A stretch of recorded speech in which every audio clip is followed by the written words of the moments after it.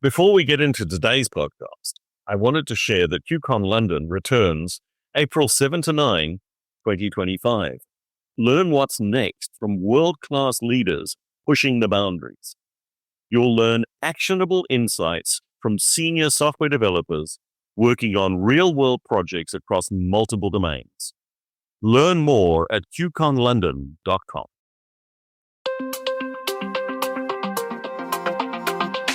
Good day, folks. This is Shane Hastie for the InfoQ Engineering Culture Podcast. Today, I have the pleasure of sitting down with Nick Takavadii. Nick, welcome. Thanks for taking the time to talk to us today. Thank you, Shane. Glad to have you here.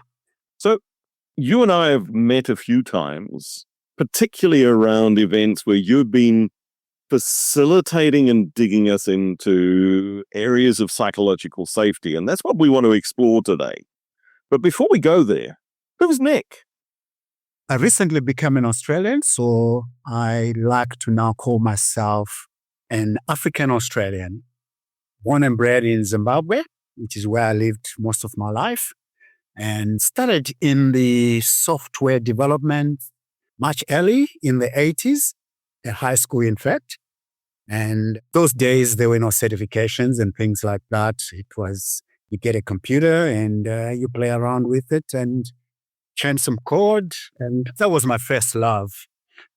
I got into organizations, worked for one of the biggest software company, worked in bureaus with governments.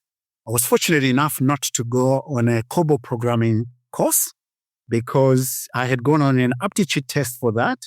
And after I had qualified, I got a call being offered a job instead. So I was in there and worked with the old computers, did some Visual Basic, the old Basic, and also worked around when Basic 2C, which later became Nayakwa programming language. We were running programs back then with a 286 computer running with dongles. And I remember back then you needed a board approval to get a 20 meg upgrade for the server. So I don't know if I'm revealing my age at this point. But fast forward, I was involved in that organization. Then I went on to another organization. You know what happens in the software industry. And I ended up at one point running a software house, Microsoft based, where we had two big products, an ERP system and some investment system. And I had a big team reporting to me. Back then, was not so good at handling people. I was good at writing code, good at sitting with a client and getting the specifications to do away with, because those days, if we got a tender, we would get thick spiral-bound requirements documents, which when you went on to start writing the code, you would find that you probably need to put that aside and engage with the customer, particularly those that were resistant to what you were developing and get to understand where they're really coming from. So that helped me to develop the listening skills, but I was not good at managing my team. Even industrial studies and industrial psychology study and BCom studies did not help with that. Because part of my life, I used to be a dancer as well. And I was with a particular contemporary dance company and we went on a retreat. And at that retreat, we were hosted by somebody, Mayan Knuth from Kufunda Learning Village in Zimbabwe. And Mayan is a practitioner of the art of hosting. And my eyes were unveiled. I discovered that participatory leadership practice. At the same time, in my software organization, I was still trying to come up with methods that would be less hierarchical, empowering the developers to work with me. But I had not discovered Agile. Although the Agile Manifesto was in existence then, it did not come my way. So you can say I was trying to create the Agile practice. And I found this to be a best fit for what that Agile practice could do. So I then went on a journey to learn more about this and to incorporate it. And my team went on the trainings, Fast forward, I relocated to come to Australia in 2018. And I made a conscious decision to focus more on the people side of things. And I joined Campfire, which is now Pecolab. And that's where I am. And at Pecolab, we develop and share new ways of working, governing, learning, pretty much in service of the social ecological transition. We function as an applied research lab. In 2007, that's when Pecolab was formed in Canada, and it is growing. And here in Australia, we've joined Pecolab to become the Pecolab Archipelago. We operate as a worker-owned cooperative, so we have no bosses. We work on the shared leadership model, and what we share with others, we experiment, we actually practice and do ourselves in our organization. And sometimes we describe our work as conscious, courageous, creative collaboration. I'm married, moved over here with my family, teenage kids. So this practice I also bring into my family as well.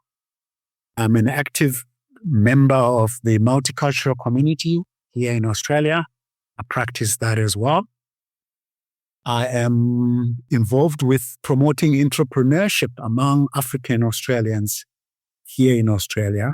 And recently we had the Afropreneur Summit, where people in all sorts of lives are involved, and we support each other in developing and growing that.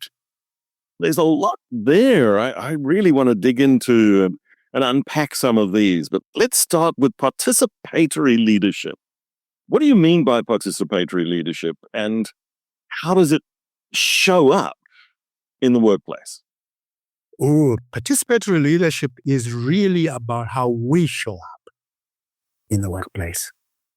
We turn the leadership, flip it around from the industrial hierarchical structure, which you might think of shaped as a triangle, into more secular, where everybody is equal, which is more aligned with the ecosystems as well as the traditional indigenous systems. So where there's dominance, there's collaboration. Where there's seeking permission, there's proposals, everybody in their power. The way we hold the meetings is really looking at changing that. So you can think of it as decolonization of our organization. That's participatory leadership. Let me think about this, or put myself in the position of one of our audience, probably a team leader in a large software organization, and being put in the position, getting some feel for, okay, I'm no longer the individual contributor. I'm working with people. I'm not writing as much code, probably not writing any code some of the time now. And I'm struggling. I'm trying to get my head around, how do I lead these people? What can you give me? Wow. I've been there, Shane. I think maybe three things there. You know, with the Peter Principle, which talks about people being promoted to the next level of incompetency. That was me. So I think a lot of people experience that as well. But I think the thing is about what is it that you value. So the value that you bring changes. You are now more responsible for the overall value of the delivery. And it's more than just the features, more than the products, or more than the outcomes that you're getting. It is also the capacity building of the team. There's also the element of alignment. The alignment within the team itself, so people are relating better and hearing each other, but also alignment, because as much as we talk of horizontal leadership in organizations, you still have people that you report to. So the alignment with that, and then alignment with the organizational goals, and then alignment with the client objectives. So to really get that, most of the time is not so much dependent on you, but on your listening skills. Not just your listening skills, the way you allow your teams to be liberated so that the talents can really shine in the work that you are doing.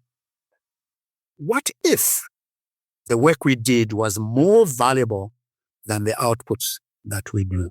And that is the question that you sit with as the lead that is coming to that position. And to help you as well, one of the things at Pecolab, we have created a number of small micro practices that are accessible to yourself as well as the team. For example, the Listen for game, Shane, that you experienced at the FOBA.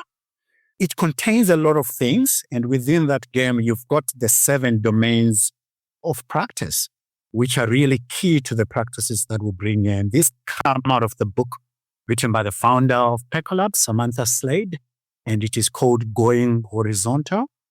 It's classified into 7 domains. They're not like scientific categories. They're just ways that help us to just look at what things are we looking at and what focus, even for our learning and development, what are we focusing on to develop and to grow? So, for example, you spoke about the team lead who has just come in. One of the key things or key powerful questions that we always bring in is, as you come in there, you need to know yourself. What are my learning intentions? What are my learning edges? And you also need to know for your team, what are the learning edges for those teams? And these domains help with the language of knowing what to categorize so that you can then focus and work on that. So you've got autonomy, which is claiming your personal leadership. You don't need to wait for the people at the top or at head office to declare transformation before you can actually be in there. Purpose. As much as you are the leader, the most important thing is to clarify your purpose early on. Both your purpose for how you're working, purpose for the product, purpose for your relationships in working together. And then the purpose becomes the invisible leader. Where you have differences, purpose leads you because it's clear and it minimizes the possibility of conflict, a negative conflict, I would say, because conflict is not a bad word, actually. It's actually something that energizes and builds organizations.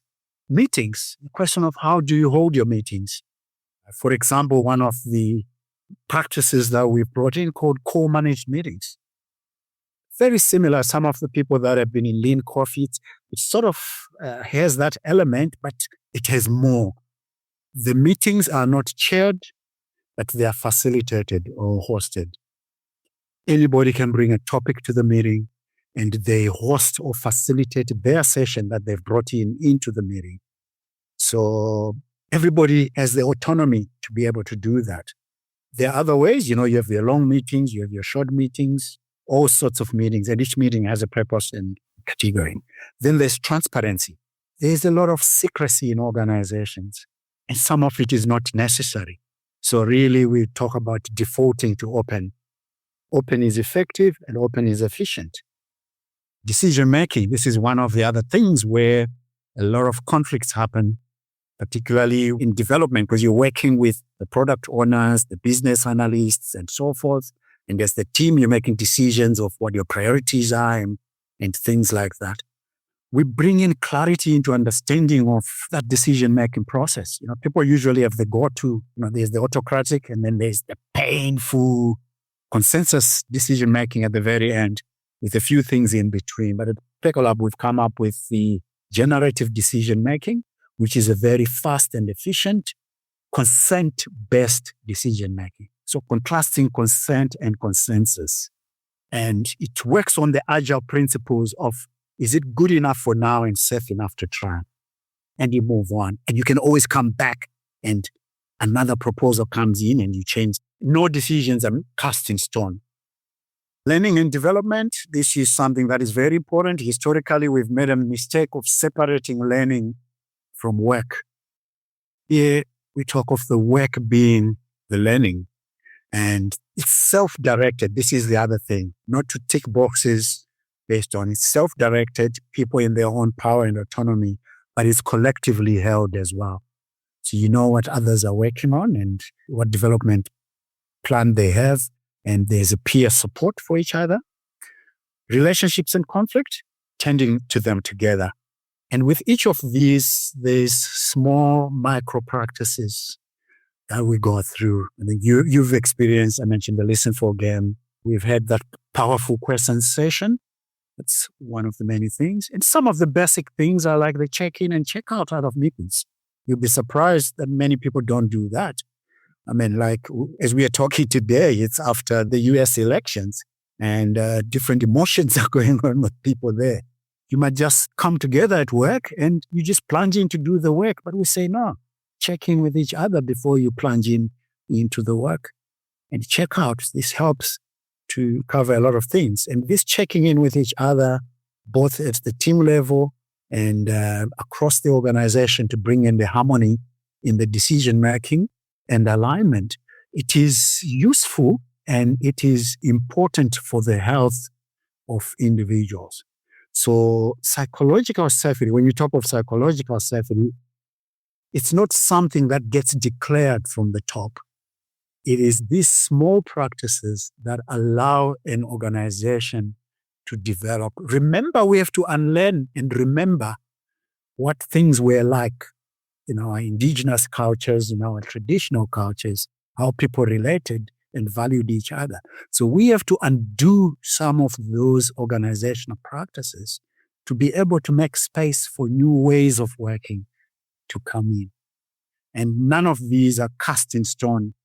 When we engage, pretty much when we get into an organization, we build capacity to build capacity, which might sound counterproductive, but the intention is to really get ourselves out of that particular organization after having built capacity so that people can, because the people that can work best in developing their own culture and their movement from the hierarchical to horizontal culture is the people that are in there. They are the ones that are best qualified to make the decisions, but they just need some accessible tools that can help them to get there. This is a culture shift. This is a significant change for many organizations. As the team lead, I might not feel I have the authority to make those changes. Yes, and that is always the big challenge. I was listening to a recent survey where it was an engagement survey, and I was surprised at the huge percentage. I can't recall the actual figures. Yeah, a huge percentage of people that said, yes, they've withheld back the knowledge that they have because they don't feel safe bringing in ideas or making suggestions because they're making themselves vulnerable. They are exposing themselves. So that's why the psychological safety and having these practices that help develop that culture and break us into this way of being able to bring up and talk about things. And some of it might be very radical. For example, at Pecolab, we do not have salaries. We have conscious economic conversations. We choose the work that we work on, the projects that we work on. And at the end of the project, we look at our contributions. And it's done in a healthy way. It's actually one of the processes that I really love. But when we engaging with organizations, we don't go there first because it's a journey, if you will. And a lot of us, we find ourselves standing with our legs on the triangle, which is the industrial way, and another one in this way, which the whole world and a number of people are really looking at moving towards. For example, you might have heard of the Sustainable Development Goals because the targets were not coming in close and they were moving further away. It has given birth to the formation of the IDG movement, which is about inner and outer development. You mentioned IDG. What does this mean to us? A lot of our work, us as developers, we are measured and valued by what we produce. That's the output, and that's the outer bit. But who we are and how we show up is a key element to the products that we develop. And the inner development goals, they're not just limited to development. They are applicable in all factors of life. So you have 5 groupings of them. Number 1, be. Number 2, thinking. Number 3, relating.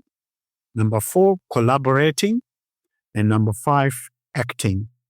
That is enabling change.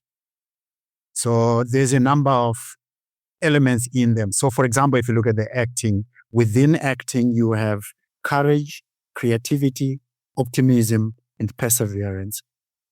Anybody who has really debugged code like I did in my day, there's that perseverance element, which if you don't enjoy your work, it affects your well-being. And if it affects your well-being, it affects what you produce. It affects the people you work with. It affects everything else. And it may lead to burnout, but usually the way we work around burnout is to just move on to another gig, get another job. But what if our work really had value and we did great work, we produced, and still liked each other and related to each other in ways that we'd never done before? What if, in your reviews, what if one of the measures was probably responses to the question, will you work with this team again? Have that as your metrics that you go on measuring. I know teams are measuring all sorts of things. One way you can go about is introducing some of these metrics. You can find these inner development goals. They're publicly available on the internet, and see how it can influence the metrics that you set for yourselves and your team. Influence the metrics that are guiding my team in these inner development goals. Oof. People stuff. Which, of course, is what this podcast is all about. We care deeply about that people stuff, and we're inviting our audience to lean into some of that stuff. In a conversation we've had previously, you were talking about unpacking value and digging into the ethics of what we as the software engineering industry, what we bring to the world. You want to dig into that? I don't write code anymore, but all the projects that I've worked on, the greatest joy that I got was from work that really made a difference. More than how fancy the code was, how the screens were, but that the output of what we did helped make a change in this world, both for people and for planet. Now, I strongly believe that as software engineers, we are in a privileged position into shaping what this world will be like, how we impact people's lives. Where it is right now, everybody is impacted by the products of our work. Take that further and bring in AI. We are going to be very connected and affected negatively and positively by the use of the products that we produce. So my invitation to my fellow software engineers is to really expand the definition of value. So when you're doing your value streams, expand it to include people and planet, to include well-being, to include those who are marginalized. As we develop the products, create space for them. Have that at the back of your mind. That's all I can say, Shane, in terms of this value. Bring in all that and add more meaning to that value. I recently read the book, Tom Peters. He was acknowledged in the author's work and said, I'm the one who coined the phrase, the customer is king. But after I read this book, I am taking that back. It is the people. It may be the developers, it may be the customer, there'll be whoever is affected in there. I liked the phrase you used the other time, the Kiwi phrase for it's the people. He tangata, he tangata, he tangata. The Maori term, it's the people, it's the people, it's the people. And Nick, that's a beautiful point for us to wrap this up. If people want to continue the conversation, where do they find you? LinkedIn is the best place. I'm the only Nick Takavadii there. Nick, spelled Takavadii. Also the Percolab AU, Percolab AU. Easy to find me there. I may not be like instantly respond, but I'm always there. Nick, thanks so much for taking the time to talk to us today. Thank you so much for the opportunity, Shane. And thanks to your audience too.